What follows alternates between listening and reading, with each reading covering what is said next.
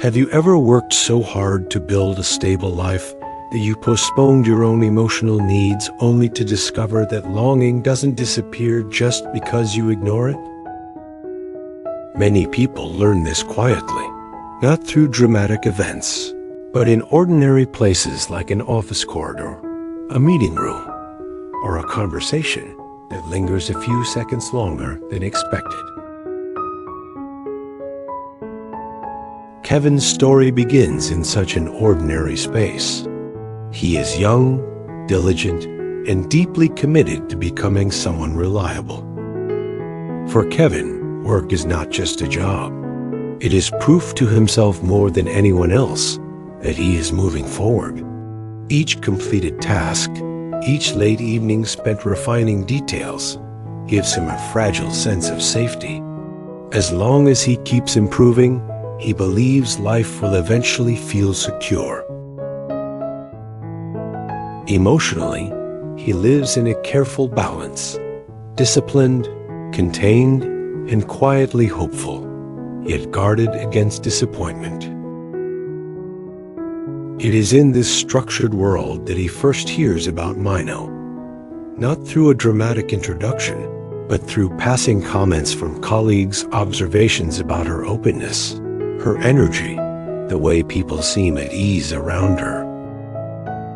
Mino is new to the company, but she carries herself with a grounded confidence. She listens attentively, speaks thoughtfully, and brings warmth into professional spaces without demanding attention. Kevin notices her not as an object of attraction at first, but as a presence that subtly disrupts his emotional routine.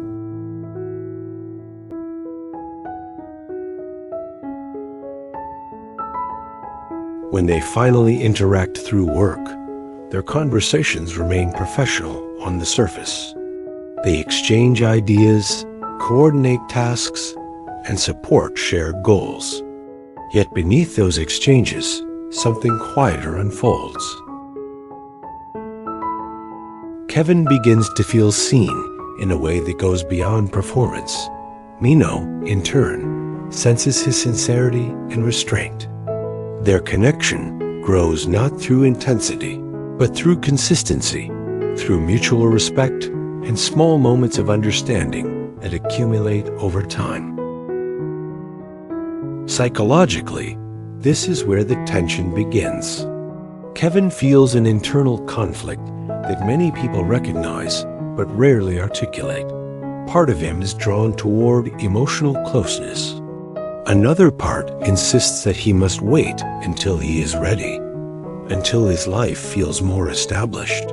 He equates worthiness with stability, believing that affection should come only after success. This belief keeps him safe, but it also keeps him distant from his own feelings. As the days pass, Kevin becomes aware that something inside him is shifting.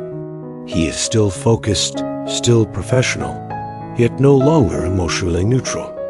The office, once predictable, now carries quiet anticipation. And without realizing it, Kevin stands at the edge of a question that has little to do with romance and everything to do with self-perception. How much connection we allow ourselves to receive, and what we believe we must become before we deserve it. As the connection deepens, Kevin begins to notice a subtle tension within himself. Nothing outwardly changes. His work remains solid, his behavior appropriate, but internally, he feels a quiet strain. It is the kind of struggle that doesn't announce itself with panic or crisis. Instead, it shows up as hesitation before sending a message, as overthinking harmless conversations, as an unspoken question that repeats in the background of his mind. Asterisk, am I ready for this? From a psychological perspective, Kevin is experiencing a conflict between two needs that often collide in early adulthood. One is the need for security, the desire to feel stable, competent, and in control. The other is the need for connection, the longing to be emotionally close, understood, and accepted as one is. Kevin has learned, perhaps unconsciously, to prioritize security. Somewhere along the way, he internalized the belief that emotional closeness must be earned through achievement, not offered freely. Mino, however, operates differently. She approaches people with openness, not because she lacks boundaries, but because she feels grounded in herself. In their conversations, she does not rush intimacy, yet she does not withhold warmth either. This balance creates safety, but it also gently exposes Kevin's self-doubt. He begins to notice how often he filters his words, how carefully he manages his image, how afraid he is of being perceived as unfinished or inadequate.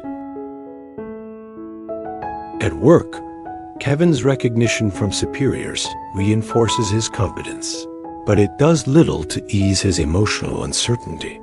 In fact, it deepens it. Praise confirms that he is capable, yet it also strengthens the pressure he places on himself to remain composed and deserving. When colleagues casually mention Mino, Kevin becomes more aware of the invisible distance he keeps, not from her, but from his own vulnerability. Mino senses this distance, though she does not challenge it directly. Instead, she continues to engage, naturally asking questions, sharing perspectives, respecting Kevin's pace. Her consistency creates a quiet mirror. In her presence, Kevin is confronted with a question he has avoided for years. Asterisk, if someone connects with me as I am now, why do I believe I am not enough yet?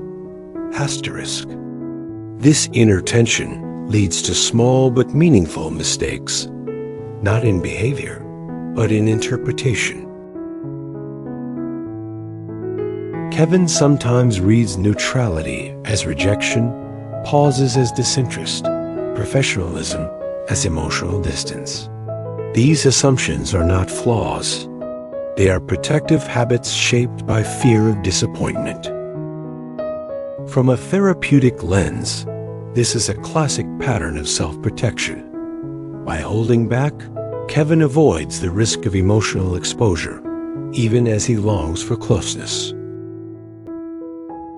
The pain here is subtle, but real.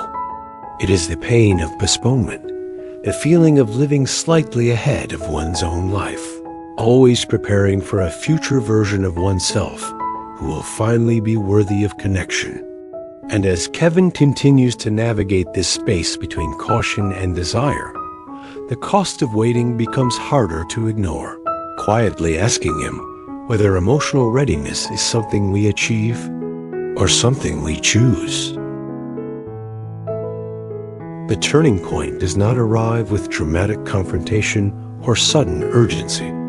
Instead, it comes through accumulation, the weight of unspoken thoughts finally becoming heavier than the fear of expressing them. Kevin begins to realize that his restraint, once a source of control, is slowly turning into emotional distance. Not distance from Mino, but from himself. What shifts is not his situation, but his awareness. In one quiet moment, perhaps after another long day of work, or during a conversation that feels meaningful, yet incomplete, Kevin recognizes a pattern. He has been treating emotional connection as a reward to be earned later, rather than a human experience allowed in the present.